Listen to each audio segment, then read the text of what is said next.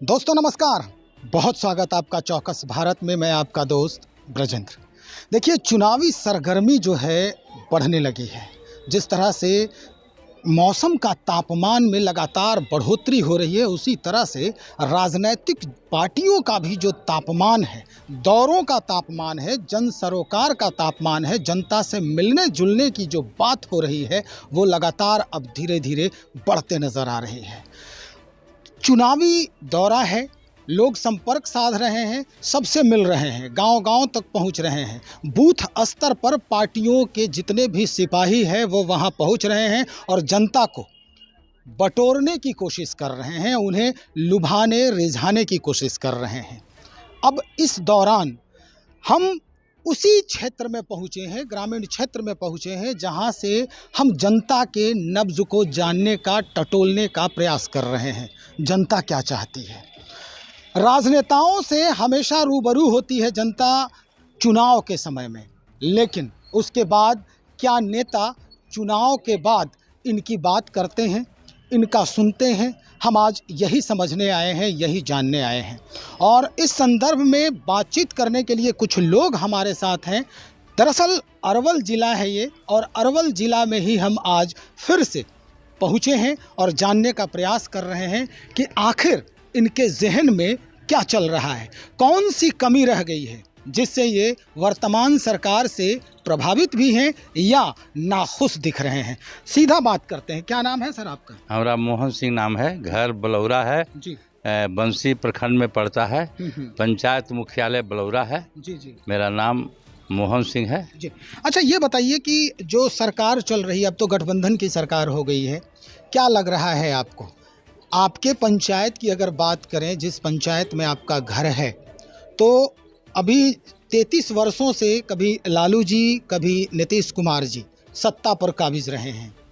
क्या लग रहा है इन दोनों के शासनकाल में क्या बदलाव हुआ है आपके पंचायत में? मेरे पंचायत में थोड़ा सा ये लालू जी और नीतीश कुमार जी के राज में अभी हम लोग 76 वर्षों के पहले, आज़ादी के पहले जैसे थे जी। वैसे ही आज भी हैं। अच्छा। कोई परिवर्तन नहीं हुआ है। न तो सड़क की व्यवस्था है और न पेयजल की व्यवस्था है बढ़िया से, और नहीं तो सिंचाई का कोई साधन हो सका है। एक नदी में पुल बना है जो करोड़ों का लागत से सुनते हैं कि बना है। कौन सी नदी में? पुनपुन नदी में, बलौरा एकरौंजा में पुल बना है। जी जी। उसमें आवागमन का कोई साधन नहीं है, पहुंच पथ है नहीं, कोई गाड़ियां नहीं जाती है। तो पुल बन के तैयार हो गया? पुल तो बन के तैयार है लेकिन बेकार है। कैसे?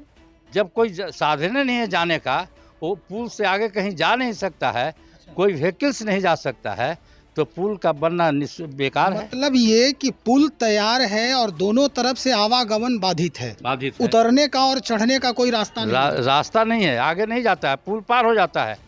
लेकिन पुल पार होने के, चढ़ने के बाद, चढ़ने से बलौरा से चढ़ता है और एकरौंजा तरफ उतरता है, उसके बाद बाधित हो जाता है, गांव में प्रवेश करता है। आगे पक्की सड़क बना हुआ है, उसमें जोड़ने का कोई अभी तक साधन नहीं हो सका है। यहाँ के जो वर्तमान विधायक हैं वो क्या कहते हैं? वर्तमान विधायक कहते हैं कि बनेगा बनेगा। जितने भी विधायक आए अब तक, ये 30-40 वर्षों में जी जी। मैंने देखा, 30-40 वर्षों में, पहले तो आज़ादी के पहले कुछ ही दिन हुआ था तो अमर शहीद जगदेव प्रसाद इस क्षेत्र के मंत्री विधायक बने थे। उसी समय कुछ इस क्षेत्र का कायाकल्प हुआ था, नदी में पटवन का साधन, ट्यूबवेल वगैरह लगा था। उसके बाद, उनके जाने के बाद जितने भी विधायक बने, कोई प्रगति नहीं है। बलौरा ज्यों के त्यों स्थित है।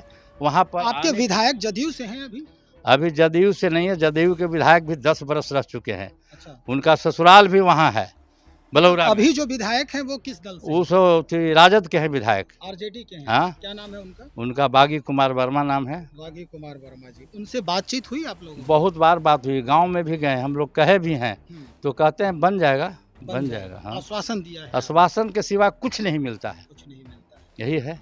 1.5 किलोमीटर पक्की सड़क से जी। उपहारा जो पथ जाती है, सेनारी उपहारा जो पथ जाती है, स्टेट हाईवे बना है। वहाँ से 1.5 किलोमीटर पंचायत मुख्यालय बलौरा गांव है। पंचायत भी है, मुख्यालय भी है पंचायत का।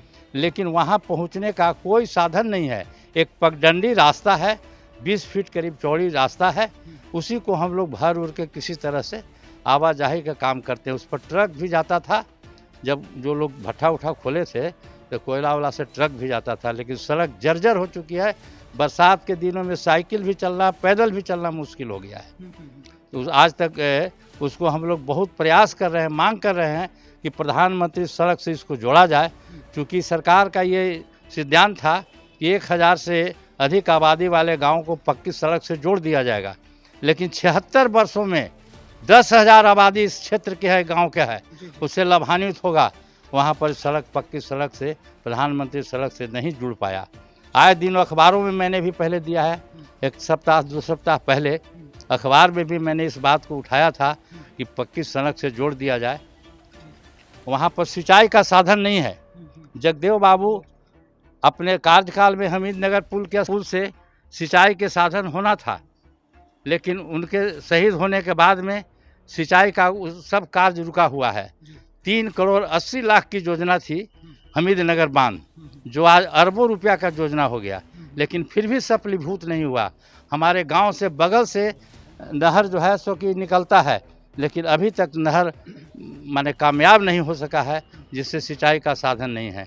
हम सरकार से मांग करते हैं, सिंचाई के वहाँ 2200 एकड़ का रकबा है, वहाँ सिंचाई के लिए सरकार से आप मांग करेंगे, ये सही बात है, लेकिन जो सवाल मेरा है वो ये कि इन 33 वर्षों में अगर आपके पंचायत का काम नहीं हुआ है, आप संतुष्ट नहीं हैं, तो 2024 भी है, 2025 है, कैसे आप बात करेंगे? सरकार को क्या जो सरकार हमारा काम करेगा उसी को हम लोग सपोर्ट करेंगे। इतने वर्षों में तो नहीं हुआ, आपने सपोर्ट किया? कुछ नहीं हुआ, ज्यों के त्यों हो गया। वोट तो सबको देते हैं, सबको देते हैं, राजद को भी दिया, जदयू को भी दिया, सबको वोट दिया, लेकिन काम सिफर है, काम कुछ नहीं है। अब क्या करेंगे? अब क्या करेंगे, आने वाला समय बताएगा। अभी तो पत्ता नहीं खोलेंगे, इसलिए कि हम लोग विकास चाहते हैं। विकास के राह में रोड़ा अगर जो बन रहा है कोई, तो उसको तो हम लोग सपोर्ट नहीं करेंगे, सपोर्ट नहीं करेंगे। तो ये स्थिति है, ये जो पंचायती स्तर के लोग हैं जिस तरह की बातचीत कर रहे हैं कि अब अगर इतने वर्षों में भी हमारे पंचायत का कायाकल्प नहीं हुआ है, तो निश्चित तौर पर हम सबक सिखाएंगे वर्तमान सरकार को, महागठबंधन की सरकार को। अब और भी लोग हैं, हम उनसे भी मुखातिब हैं, उनसे भी बात करने का प्रयास करते हैं। कहाँ हैं आप? घर कहाँ है आपका? मेरा नाम संजीत कुमार, ग्राम पोस्ट करहरी, किंजर पंचायत। चलिए, वहाँ क्या स्थिति है अभी? क्योंकि चुनावी दौरा हो रहा है, नेता जो है बूथ स्तर पर पहुंच रहे हैं, जितने भी लोग हैं नीचे स्तर से ऊपर स्तर तक वहां पहुंच रहे हैं, आपसे मुखातिब हो रहे हैं, मिलजुल रहे हैं, आपको लुभाने रिझाने की भी कोशिश जारी है।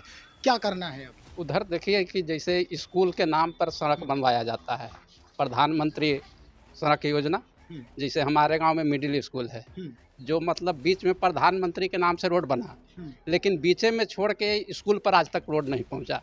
हमारे बगल में भी एगो गांव है कोजन, उस गांव में भी रोड नहीं पहुंचा, लेकिन नाम होता है कि स्कूल पर तक रोड बच्चे को, यानी सबसे बड़ी समस्या सड़क की है। सड़क की है।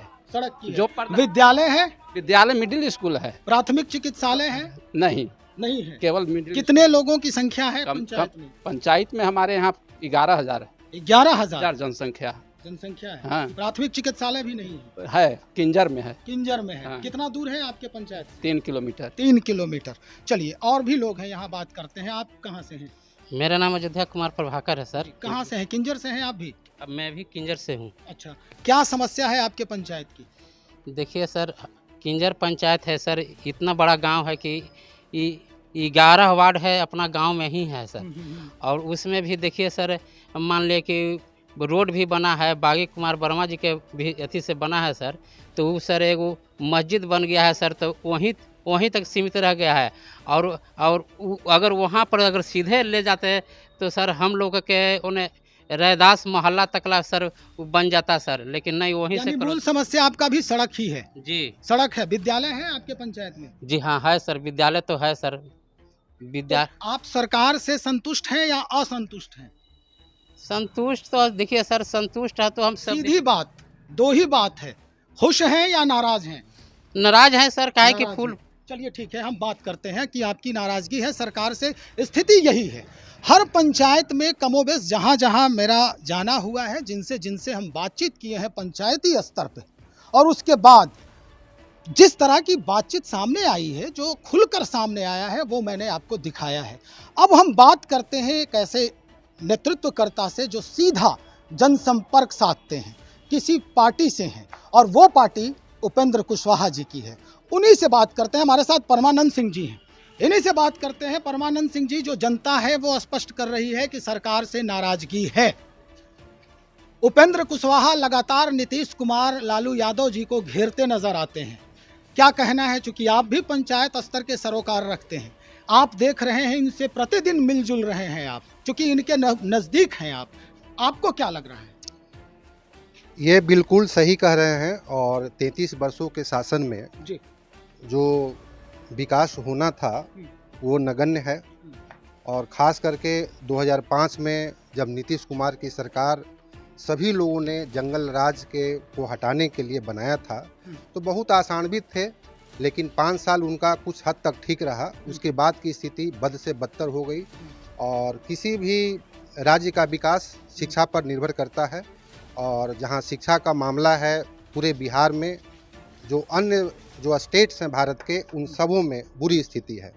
वो सब विदित है, सभी लोग जानते हैं। और अभी खास करके किसानों की जो समस्या है, अरवल ज़िले में मैं हमेशा घूम रहा हूँ और देख रहा हूँ कि पटवन की स्थिति जो होनी चाहिए थी, सरकार का कहना है कि मैंने बिजली पहुँचा दिया और हर खेत में पानी पहुँचाऊँगा। किसान अस्त व्यस्त हैं। स्थिति है कि पानी पीने योग्य उनको मिल नहीं रहा है। सारे जो बोरिंग का लेयर है वो ख़त्म हो गया है। अब वो पानी पिए या धान को पानी पटाएं, तो दोनों समस्या है। तो अभी सरकार को चाहिए था कि जो भी स्थिति है, सिंचाई की व्यवस्था होनी चाहिए थी, क्योंकि ये धान रोपण का समय होता है। अगर ये 5-10 दिन में अगर नहीं वो व्यवस्था हो पाएगा तो सारे लोग जो है भूखे मर जाएंगे। स्थिति बहुत बद से बदतर है। बद से बदतर है। परमानंद सिंह जी, परसों जब लालू जी और तेजस्वी जी दिल्ली से आ रहे थे, तो एयरपोर्ट पे उनके समर्थक जो है वहां पर जुट गए और नारेबाजी करने लगे। नारा में ये कहा गया कि हमारा नेता कैसा हो, लालू प्रसाद यादव जैसा हो। अब क्या कहेंगे आप?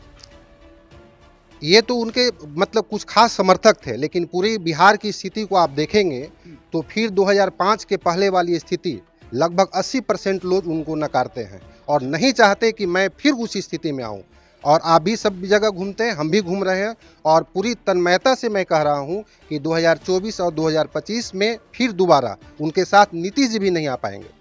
ये कैसे कह रहे हैं आप? इसलिए कि जो स्थिति वस्तु स्थिति बन रही है, नीतीश जी को बहुत चाहकर लोगों ने बनाया था, और नीतीश जी फिर उस जंगल राज के साथ जब प्रवेश कर गए हैं तो सारे लोग अंदर से इन्वाइड हैं और उनको किसी भी तरह 2024 और 25 में गद्दी से उतारेंगे। नीतीश बाबू के लिए तो सुशासन बाबू का तमगा लगा हुआ है, वो काम किए हैं। 2005 के बाद अगर देखा जाए तो आपके यहाँ बिजली पहुंची है, जबकि एक सप्ताह 15-15 दिन बिजली आपको देखे हुए तरसते थे आप लोग, सड़क नहीं था।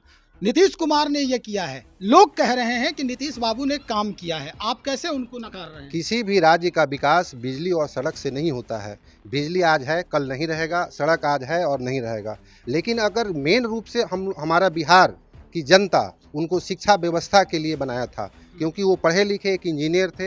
अगर शिक्षा का विकास होता, अगर सही से स्कूलों में पढ़ाई होती, तो आज हमारे विद्यार्थी जो आप देखेंगे, किसी गांव में सवेरे उठेंगे तो रोड पर साइकिल से बच्चे और बच्चियां ट्यूशन की ओर मूव करते हैं, और वो भी विद्यार्थी ऐसे नहीं है कि पढ़ करके बहुत आगे बढ़ रहे हैं। तो इनकी स्थिति आप देख लीजिए कि इन्होंने विद्यार्थियों के बीच कितना बड़ा पाप किया है। तो जब तक यहाँ का एजुकेशन सिस्टम अच्छा नहीं होगा तो रोड और बिजली से किसी भी शहर का विकास नहीं संभव है। जिस तरह से आप कह रहे हैं कि बच्चे विद्यालय जा रहे हैं, आपसे आखिरी सवाल ये है, वही बच्चा आपके यहाँ की घर की बच्ची जो है अब साइकिल लेके निकल रही है पढ़ने के लिए, तो नीतीश जी ने तो काम किया है। साइकिल लेने से नहीं होता है, वो भोजन भी दे रहे हैं, साइकिल भी दे रहे हैं, पोशाक भी दे रहे हैं, लेकिन मेन जो शिक्षा जो उनको मिलना चाहिए था वो नहीं मिल पा रहा है। तो शिक्षा नहीं किसी को दे पा रहे हैं। तो बीपीएससी से शिक्षक नियुक्ति हो रहे हैं, तब कैसे कह रहे हैं? आप देखिए, मैं भी एक शिक्षाविद हूँ और हमारा कोचिंग सेंटर है पटना में, और मैं MSc PhD हूँ और केमिस्ट्री से हूँ।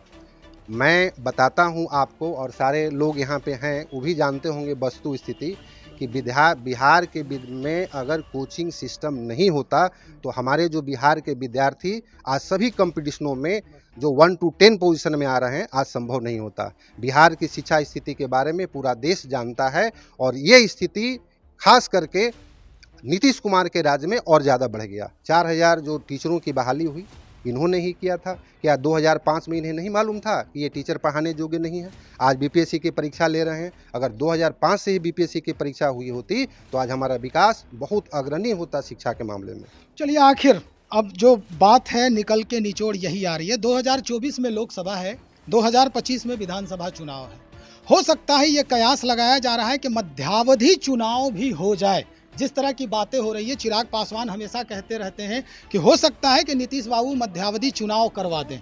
क्या लग रहा है, कैसा रिजल्ट हो सकता है? रिजल्ट क्लियर है। अगर मध्यावधि चुनाव होता है तो बिहार की जनता के लिए बहुत अच्छा रहेगा। एक तो कि चुनाव का खर्चा बचेगा अगर लोकसभा के साथ हो जाता है, और बिहार की जनता को 1 साल का समय पहले आ जाएगा और इस व्यवस्था को सुधारने के लिए जो भी नई सरकार आएगी और इस व्यवस्था को सुधार करेगी। चलिए, जानकारी के लिए बहुत शुक्रिया परमानंद सिंह जी। तो हमारे साथ प्रदेश महासचिव हैं आरएलजेडी के परमानंद सिंह जी, जिन्होंने स्पष्ट कर दिया है कि जो स्थिति वर्तमान में दिख रही है वो 2024 और 25 के लोकसभा और विधानसभा चुनाव में इनके लिए खतरा साबित हो सकता है। खैर, माहौल क्या कुछ है वो तो अंतिम में भी पलटी मारता है, जैसा कि आपने देखा ही है पहले के चुनाव में। कई मुद्दे हैं, कई मसले हैं, समीकरण हैं, जिसमें सबसे जो महत्वपूर्ण समीकरण होता है वो जातिगत समीकरण होता है। जो आखिरी दांव जिसको कहते हैं वो खेला जाता है, वो राजनीतिज्ञों के द्वारा खेला जाता है। वो कितना हावी होता है चुनाव के दौरान, हम इंतजार करेंगे उसका और देखेंगे। हम और भी पंचायतों में जाने का प्रयास कर रहे हैं, कोशिश कर रहे हैं टटोलने का, समस्याएं किस कदर मुंह बाएं खड़ी है। इंतजार करें, हम बहुत जल्द हाजिर हो रहे हैं। बहुत शुक्रिया आपका।